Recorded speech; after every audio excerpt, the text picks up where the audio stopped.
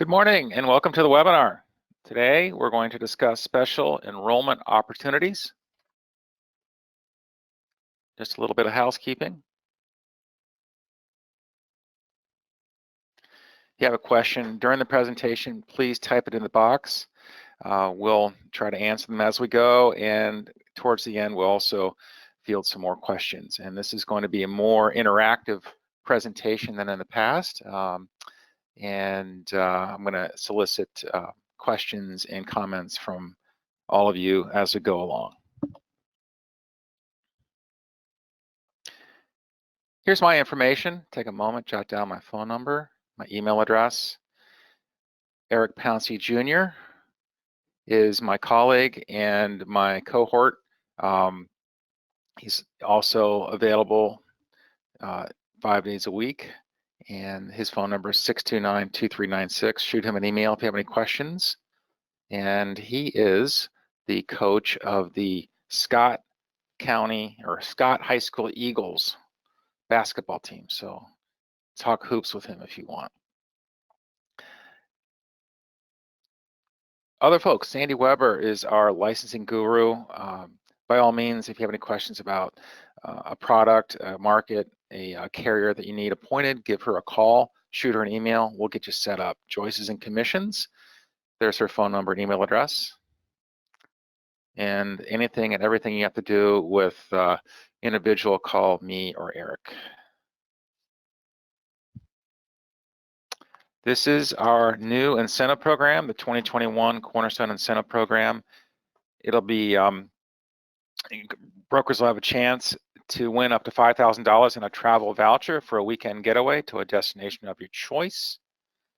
And you qualify by earning points for the new to Cornerstone group and individual medical and ancillary sales. A minimum of 2,000 points to be eligible for the cash reward, and to win the getaway.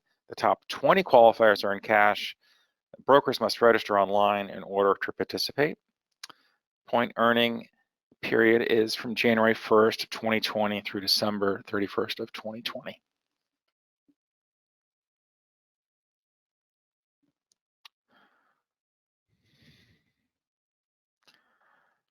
Check out our new Cornerstone website.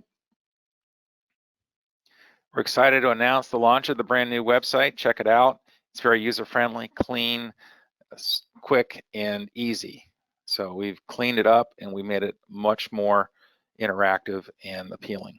Check it out. Autopilot, which is powered by our partners at ARC Benefit Solutions, is a compensation-based client referral program that offers the services of licensed reps to quote, enroll, support, and provide year-round service to your clients. This is the referral program that we've talked about in the past. And you can focus your growing your business with the assurance that your clients will continue to receive the benefits of market expertise. Check it out today. It's also on our website. There's the phone number. Give me a call and I'll tell you more about it. And finally, let's get started. Marketing individual insurance during the SEP. SEP, of course, stands for Special Enrollment Period. Just what is special enrollment? It's the period outside of open enrollment, in short. So open enrollment runs from November 1st to December 15th for individual. No special circumstances are involved. Special enrollment occurs the other 10.5 months of the year. It requires special circumstance, namely the qualifying event. And just what are the qualifying events? And this will work as our framework to develop strategies, etc., towards the end. So let's talk about the qualifying events. First and foremost is the loss of minimum essential coverage.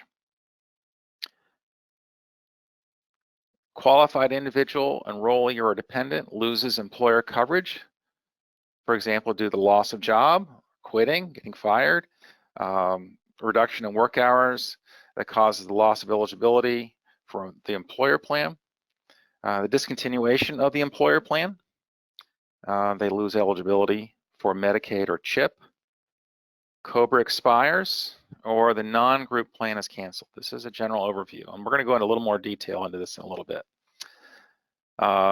What's more, they lose eligibility for a student plan. This is one that's often overlooked. So often colleges have a specific student plan. I went to Indiana University. They had a great student plan. So, but it was only good for a certain portion of the year, or you were done with it once you graduated. So coming off of a student plan, that is an MEC. Okay. They lose coverage due to a divorce or a legal separation. They lose coverage because they're no longer a dependent.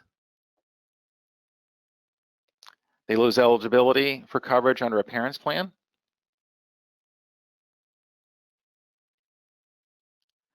And they lose coverage due to death of another person in the family. Okay, and as we go along, if you have any questions or comments or anything you want to add to this, just put it in the chat box and we're going to address these as we go, Eric and I. So any comments? This is a very collaborative effort today. So some more MEC, loss of the qualified health plan being decertified.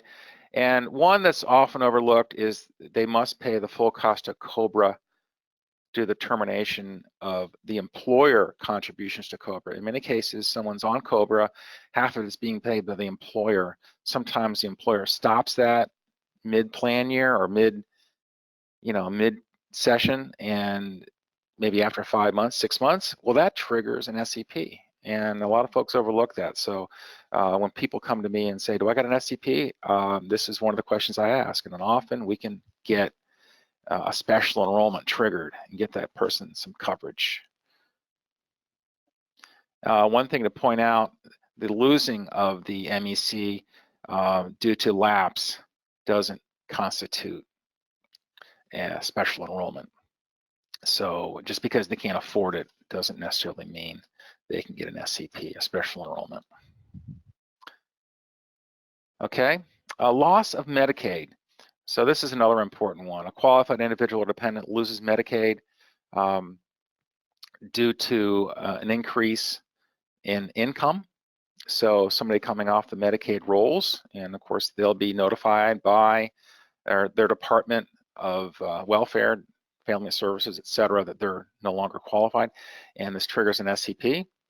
Another important one to remember is they lose coverage until a new spend down amount is met. And what I'm talking about in the spend down, so if you're familiar with Medicaid, a lot of folks will utilize this as a tool to enable someone to go into a facility like a nursing home or something like that.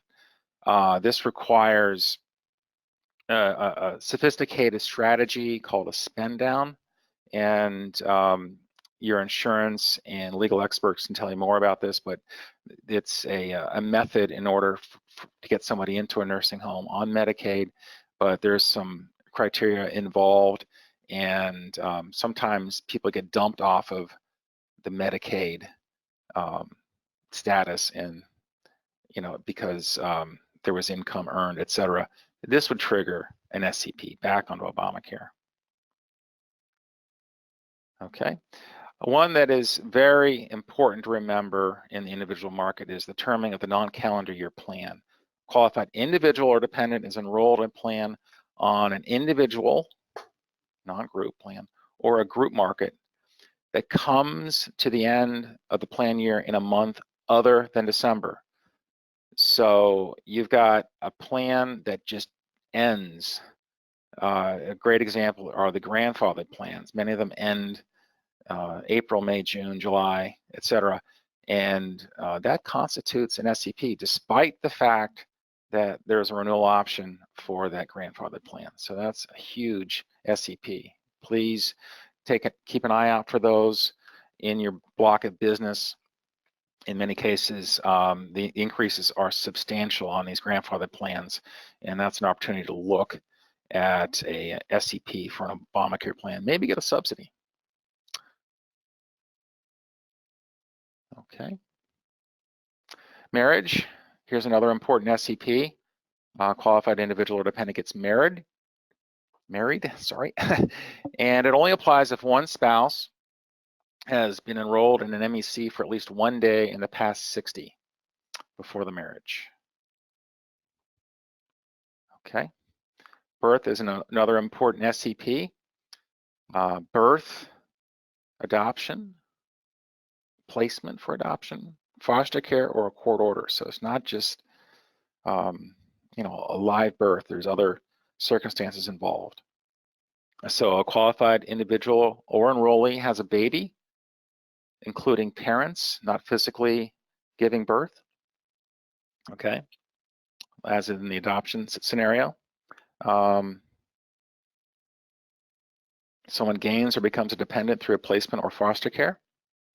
And I want to point out that birth is an SEP for all family members. So it's for the spouse and for the dependents, and it occurs on the date of birth or adoption.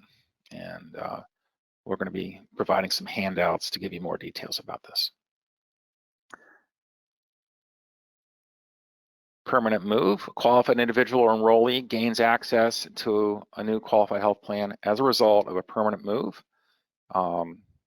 There's a level of complexity to this, but let me just share with you on this. So if they're moving within the same city, county, or state, as long as there is a different set of qualified health plans. So a great example would be a Cincinnati resident moving, let's say, from Warren County into Hamilton County. There is a whole different set of plans in Hamilton County as opposed to Warren County.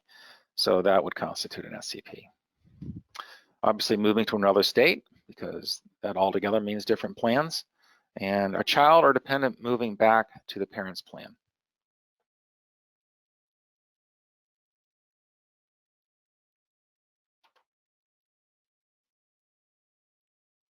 More on the permanent plan, moving for a seasonal employment but maintaining another home elsewhere, such as a seasonal farm worker, moving to or from a shelter or another transitional housing, moving permanently to the US after living outside the country or in a US territory.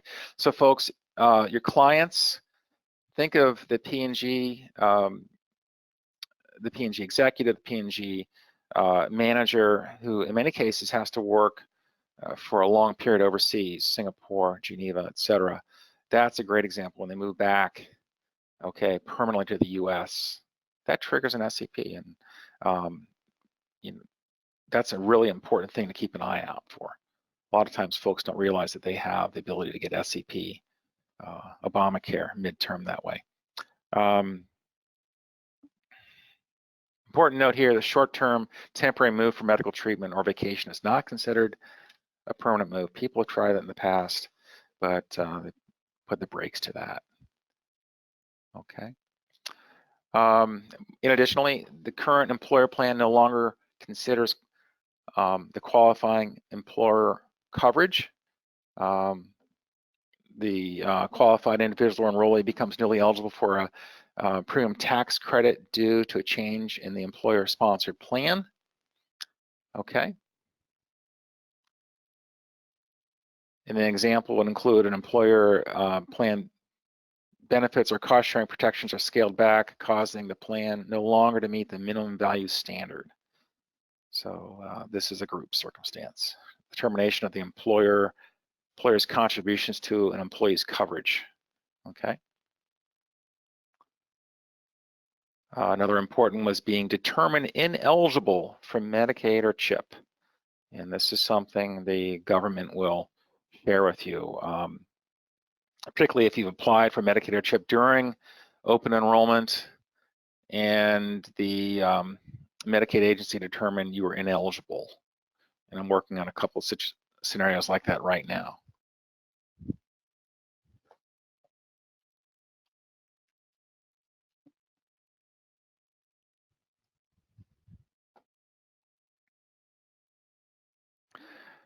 Let's get to effective dates. So basically 3 types of effective dates. Birth is the easiest one. The effective date for an SEP based on birth is the date of the event, so when the child's born. Another often used effective date is the move. Okay, I'll keep an eye on this one. You got to apply by the 15th of the month in order to get the first of the following month. If someone had just moved today, okay, and they apply for an SEP, they won't get an effective date till March 1st. They won't get a February 1st. Okay, and then all the others apply any day of the month to get the first of the following month. Okay. And I want to point out this is by no means a full comprehensive list. A great resource, and this is where all this information came from, is called Health Reform Beyond the Basics. Here's the website. You'll also get a copy of this link in the follow-up emails we send you. And obviously healthcare.gov has a list, actually a smaller list of these SEPs, but we're going to send you that reference chart from Beyond the Basics, and this will give you the full comprehensive list. It's a great resource. Now, let's get to marketing. So if you have an opportunity, type your questions in the chat box or comments, and we'll get to them throughout this presentation. So the one thing about marketing, it's a two-prong approach. I want you to embrace technology and also strategize about how to access these prospects, these clients. So when I talk about technology, first and foremost, I want to mention Help on Demand. This is a free referral system the government has set up on healthcare.gov. Okay, so when a client asks for local help, they'll be directed to you, and you'll have a short window of opportunity to respond to the client. They're going to send you a text or give you a call, and you will be able to respond to them within 15 minutes. It's kind of like Snapchat, it goes away after a period, but a lot of brokers are just blown away how easy this is. And honestly, folks are calling in about a zillion different topics. So, you know, they might not be wanting Obamacare, they might be a Medicare client. They might be asking about other, you know, health insurance issues. So by all means, go out to this website, get enrolled. It's free. It's a piece of cake. Everybody here is in the Health on Demand. And we need more and more brokers to jump on board here. There's a huge capacity here in Southwest Ohio and throughout Ohio to be added to this. And again, it's free and it's through the healthcare.gov. And as I pointed out, here is the link the client clicks on, Find Local Help, and that'll go directly to a short list of agents within maybe a 5 or 10 mile area. And there's, you know, right now in Cincinnati, there's only, you know, a dozen, 2 dozen or so on there, including a lot of our agents here. So there's plenty of capacity for you to join this if you haven't done so. The other technology resource I want to stress is social media. Social media is like the Swiss Army knife of insurance marketing. You've got to have one, okay? I don't think your toolkit is fully complete unless you've got some social media chops, some social media skills that you are employing. And Facebook is a gold mine for insurance marketing. It enables you to filter, sort, and target specific market segments and characteristics. This is not the webinar to talk about social media. Okay, I just want to point it out. The good news is we have one on Tuesday, hosted by our own Jess Larkin. And it's on the Build Your Brand webinar at 9:30 on Tuesday. By all means, register through this link. Go to our website and register there.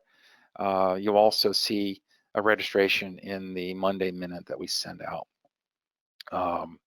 So by all means, check it out. This will be another huge way to access this market.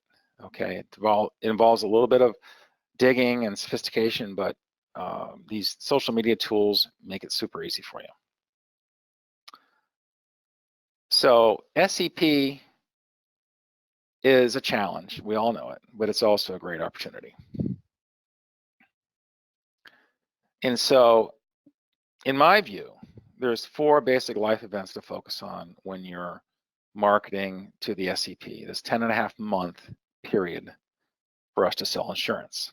Okay, it's a long way to open enrollment. So this is the world we live in. So focus on loss of employer coverage, loss of Medicaid, the change in family status, and the permanent move. Okay. And once again, think about what we just discussed on these qualifying events. The loss of employer coverage. First and foremost, cultivate your HR and plan administrator contacts. Find out who's leaving. Prepare handouts so they can provide info to departing employees.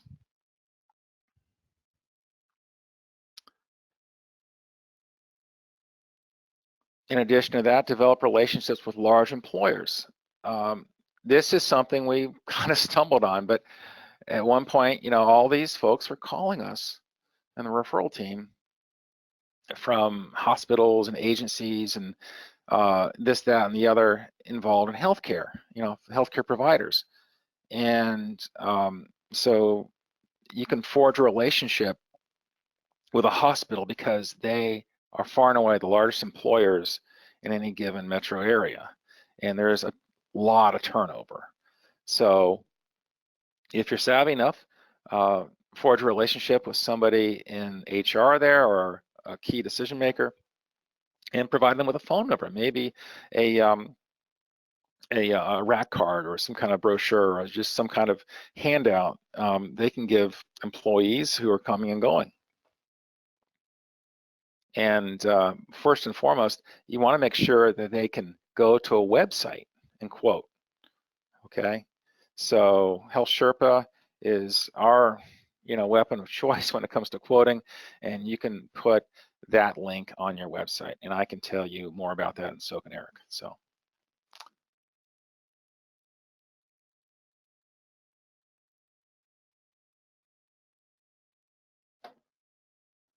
let me go back one screen. Sorry about that. I think it's important to remember that in the large employer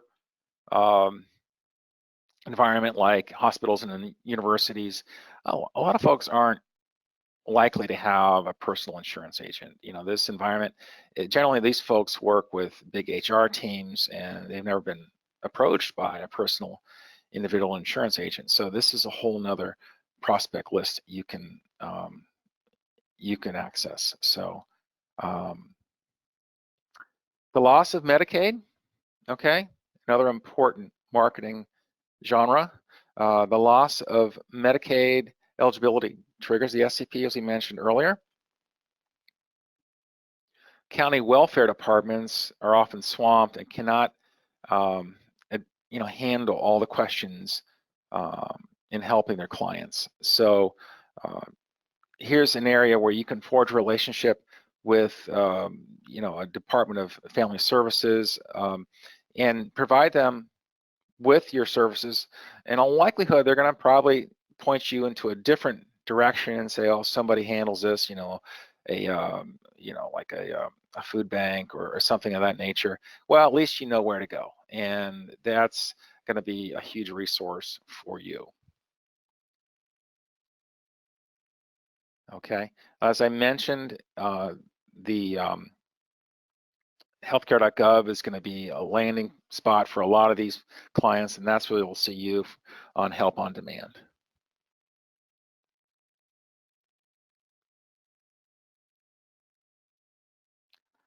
Okay, and to that end, like I mentioned, Medicaid, SEP, community service agencies, et cetera, including food banks. A big one is community action. Every county has community action. Community action would involve folks doing weatherization and the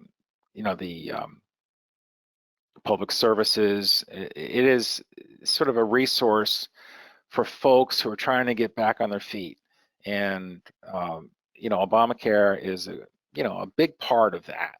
Okay, so particularly the lower income spectrum here, you can in all likelihood sell a plan for very low premium, and it's an easy sale. Faith-based organizations and the United Way also constitute a great resource.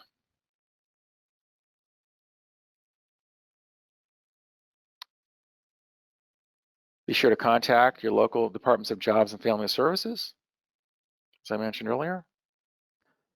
Okay, marketing to the change of family status. Think about marriage, okay, as a primary one. Okay, so our folks at Molina have been very helpful and also helped me brainstorm for strategies and tips and tricks. And one that they point out is very, very beneficial is going to courthouse records for marriage applications. So Hamilton County Courthouse, Franklin County Courthouse, Montgomery County Courthouse, these are readily accessible records that you can access, and you can strategize a marketing campaign based around that. Once again, Facebook and the other social media topics we talk about on Tuesday are also going to enable you to target this audience. Okay, and more tips from our friends at Molina. You can reach out to adoption agencies. They typically have informational packets they hand out to future parents. They offer to provide a health insurance information insert.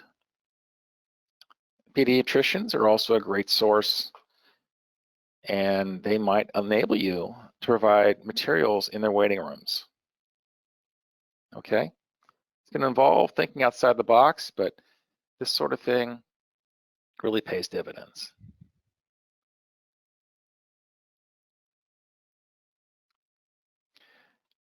Reach out to your student resource directors at the local community college and set up an information booth or a table to provide health insurance information. Schools, big colleges, small colleges, community colleges, branch colleges, they're always looking to enhance their offerings to their clients and broaden their scope. Target market for this are kids who've aged out of their parents' plans. Oftentimes, this segment of the population is able to do an SEP for various reasons. Okay.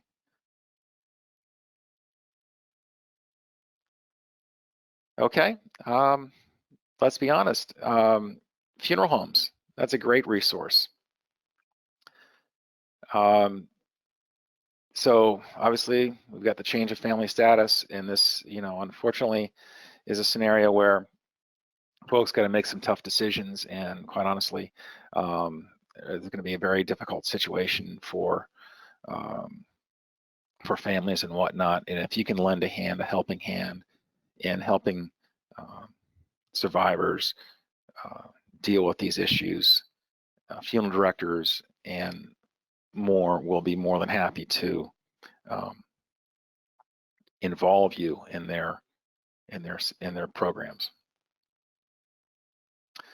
Additional information about the permanent move, you can collaborate or cross-market with realtors. They have a pulse on folks who are moving into the area. Realtors have an annual conference, which is a great place to set up a booth. And I want to point out that moving only for medical treatment doesn't count for an SEP. Okay, that's important. But and this is my additional note: social media. Okay, realtors are very adept at using social media, so that is the kind of marketing strategy you can employ and pay dividends. Homeless shelters, drop-in center in Cincinnati. You've got them in every county, and folks moving out of the shelter into a new address. That's a great opportunity for you.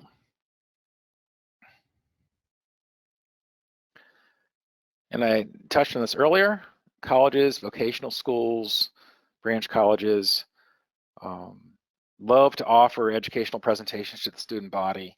And you never know, you might find a budding insurance agent you can add to your team. So yeah, a lot of kids are not really unfortunately well versed or aware of, the bold new world of living on your own and getting your own health insurance. And it's as we all know, it's very affordable using the subsidy programs and the like. Just a good way for you to get in front of millennials. Okay. Hopefully it wasn't too hard on you. Just take a few minutes and ask any questions that you might have.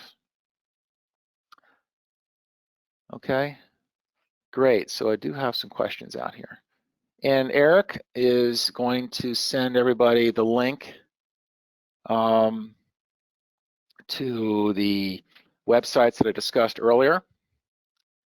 And we're also going to send you a copy of the presentation, the slide deck. Okay, and we've got more questions coming in. Take a moment and jot down your questions. And by all means, if you have, a graduate level question scenario on SCP, let me know. One that I didn't think of that's also come across my desk was, somebody in a state retirement plan, okay, and they had a change in the funding for that state retirement plan. That constituted an SCP. So it's not true for all retirement plans, but in many cases, it works for state retirement plans. And give me a call if you run into that scenario. We'll work through it. Okay, the first question. What is the lapse due to employer not paying and the employee is aware that the coverage has lapsed because the employee contribution is still being removed from pay? So that would be, in broad terms, that would be the administration lapse. So if an employer was deemed negligent, if there was an issue with the management of the group plan, and the policy lapsed, that constitutes an SCP based on negligence on behalf of the plan administrator, and we can show you that in the guide that we're going to provide you.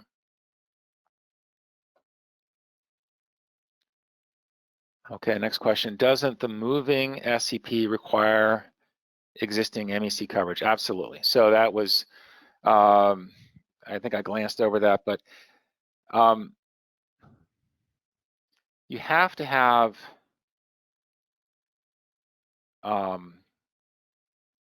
existing. Well, forgive me. I'm gonna drill down to that question and get your specific answer, but the way I interpret it is you do need to have existing SCP coverage. Now, granted, if you're coming from an area that didn't have any medical options, that would be an SCP. Okay, so there were some counties, particularly in North Carolina, that didn't have any individual coverage, and moving out of that area into a new area, that would be an SCP. But generally, you have to have existing MEC coverage to trigger that SEP. Okay, but I will provide that detail offline for you and for the rest of the group. Okay, so a great question. And this is the great, 800-pound gorilla in the room. Any suggestions for the guy who didn't sign up for the ACA? We're getting a lot of calls from folks who blew it off in that 6-week period. And frankly, the promotion of the open enrollment has diminished a lot.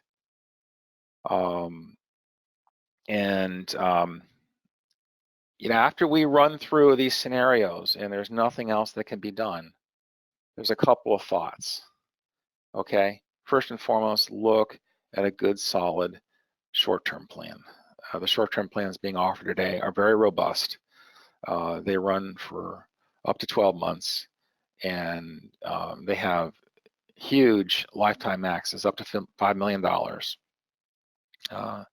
The downside is they underwrite, so it's like the pre-Obamacare days where you do have to be medically underwritten. So look at short term. Second to that, look at the group scenario, whether or not there's enough folks in their family business. Most people have a family business of some kind. If there's enough people in that family business and the circumstances are right that they can do a little group plan.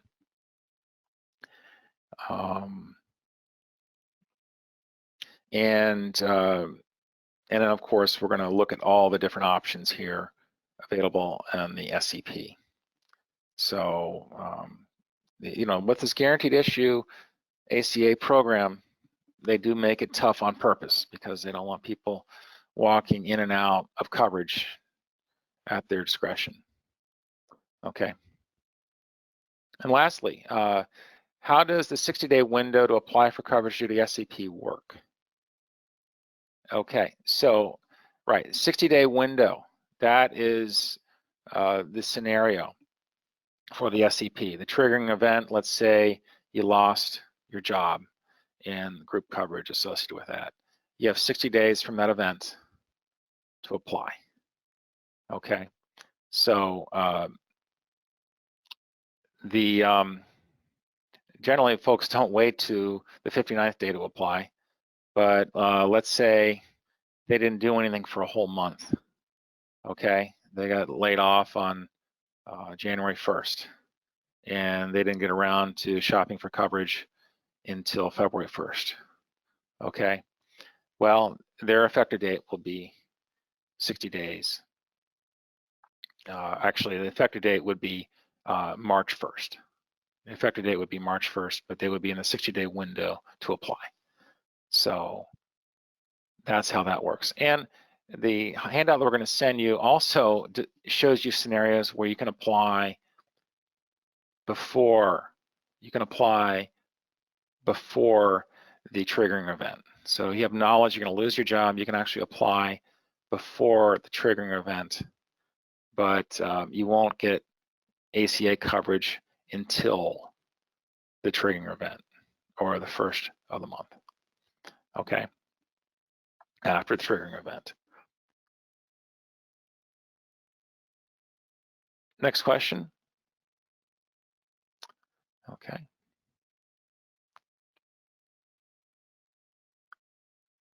All right.